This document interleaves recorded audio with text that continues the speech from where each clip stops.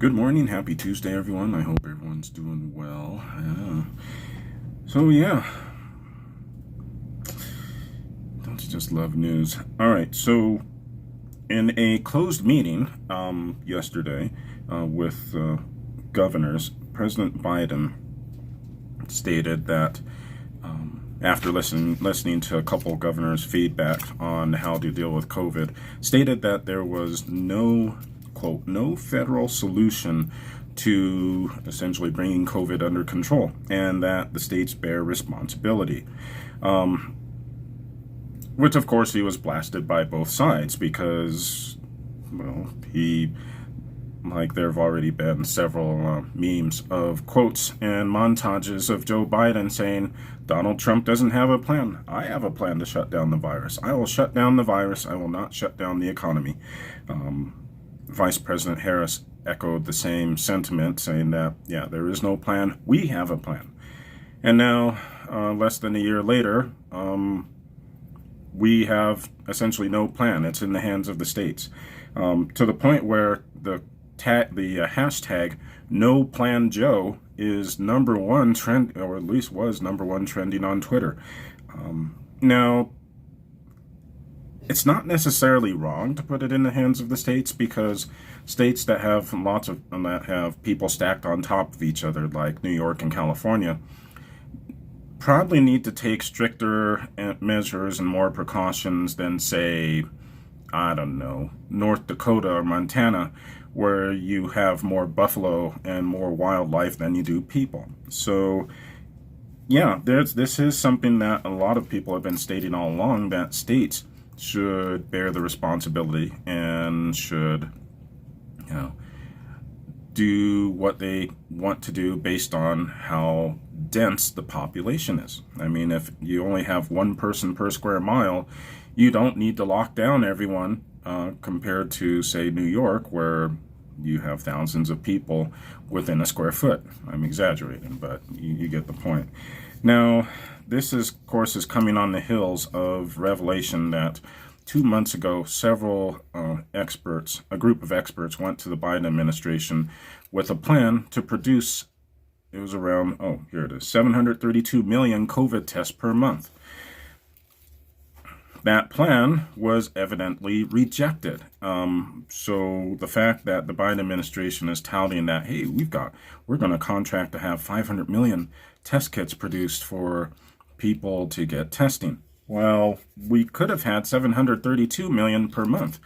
And the fact that we don't have any manufacturing capacity here in this country means that it's going to take at least a month or so to ramp up this $500 million supply, when maybe we could have had much more by now if we'd started this process 2 to 3 months ago.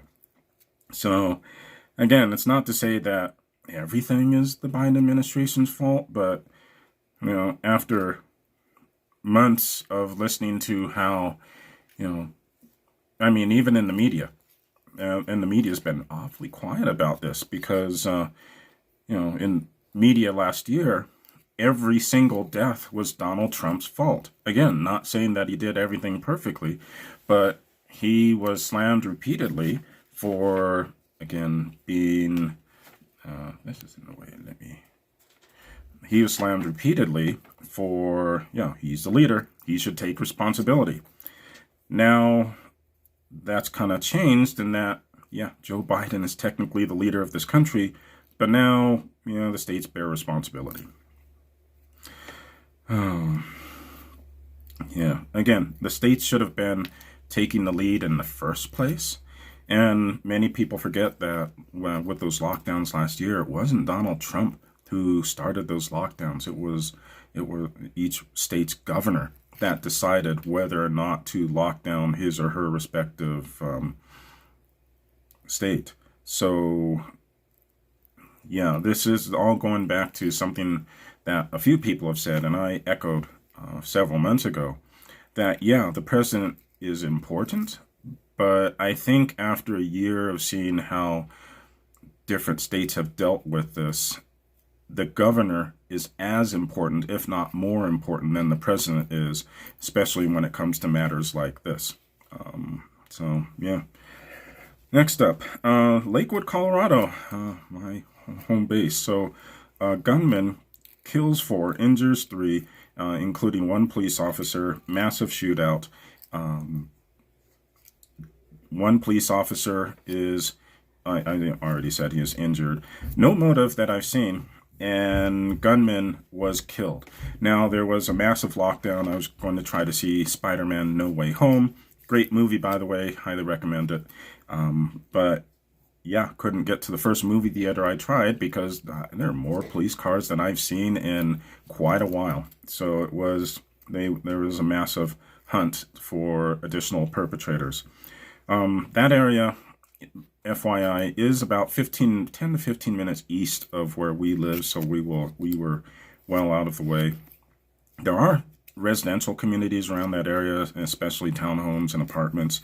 It's interesting because Belmar seems to be a little bit more of a upscale area, but surrounding it are some slightly more sketchy areas. So, who knows what happened? Well, if I find out more, I'll update. Ex-Playboy model and Baywatch actress. Didn't get her name, but that's okay. She's being called Karen in some circles. She was arrested after a flight. Apparently, from what I can tell, a gentleman was eating, and she was coming back from the bathroom, saw his mask down, and demanded that he pull his mask up. Which, of course, he was none too happy because, hey, I'm eating and drinking. I can have my mask off. Which, again, the whole thing is, what, does COVID only attack you when you're not eating and drinking? The moment you start eating and drinking, you're safe? But anyway. So, of course, what happens, they get into a shouting match, I should say. She says that he needs to stand up, and I don't know why she's trying to egg him into hitting her or doing something. But, and she's berating him for not wearing his mask. He calls her Karen and other choice words that I will not utter here, and points out the fact that, hey, you don't have your mask on either. But apparently that didn't matter. He was the only one in the wrong. The flight attendants had to de-escalate after she hit him and then also spit on him. Again, COVID is important. We need to watch out for it. But I'm going to yell at you with my mask down. I'm going to hit you, and then I'm going to spit on you because I'm concerned about COVID. What am I going to say? So, yeah, she was arrested by the FBI, I believe, maybe even on the flight. And then she was taken away by police, arrested, released on $20,000 bond, I believe. So, yeah. Yeah, I get it if you want people to wear their masks, but if you're going to yell at people for not wearing their mask, you should probably be wearing your mask, and you should probably not spit on them. Oh, whatever. All right, next up. So, Governor Gretchen Whitmer, the gentlemen who are charged with the conspiracy to kidnap her have, through their lawyers, have asked that all charges be dropped. Now, before you say, of course, people who are caught are going to ask for charges to be dropped. Here's the thing. So, there were 5 men arrested for said plot. Now, how many FBI informants do you want to guess were involved in stopping that plot? 1, 2, 3. Maybe there were 5. No, there were 12 FBI informants involved in essentially the plot. Now, of course, the official word from the FBI is that, we're just watching this, and when it got to the point where they were about to execute their plan, we stopped them. But, and Breaking Points has come out on the YouTube channel Breaking Points. They have their independent show as well, Crystal and Schauger. They've covered this quite a bit. And essentially what's happened is that FBI informants paid for gas, food, lodging, and militia training. There was so much involvement and help that several people have already questioned, did these gentlemen hatch the plot, or did the FBI help them to hatch the plot and then arrested them when they actually tried to move forward with it? I believe Crystal said at one point that, like, based on the evidence he was seeing, there were several key junctures at which the ringleader, I guess you can say, was going to say, you know what, this is dumb. We shouldn't even try this, because they were supposedly upset about all the mandates, which were quite strict in Michigan.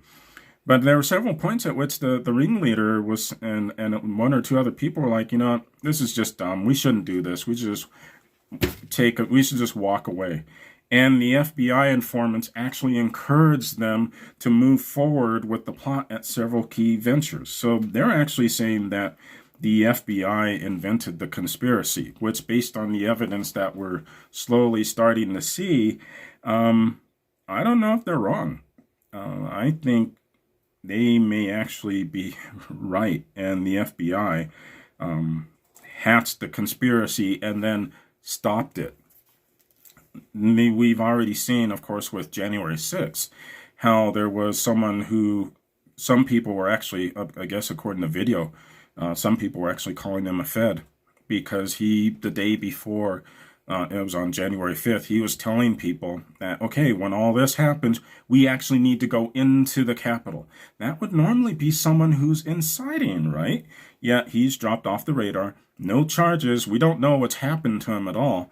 And all the dumb people and the little old grandmas who actually went in are the ones who've been arrested. But the guy who we've seen on video saying, hey, we need to do this, nowhere to be seen. He's vanished like a ghost in the wind, so to speak. So same thing here, where the FBI, again, whenever you have more informants than actual perpetrators in an organization, and the FBI is the one paying the bills, you got to wonder who hatched the plot here. And that's essentially what a lot of people are saying. And that's why the 5 gentlemen who have been charged with the conspiracy to kidnap Michigan Governor Gretchen Whitmer are asking for charges to be dismissed, because they're like, yeah, the FBI is the one who pushed this forward. So, yeah, there we go. Your tax dollars at work, apparently. So anyway, you all take care. Have a great Tuesday, and I will see you all soon.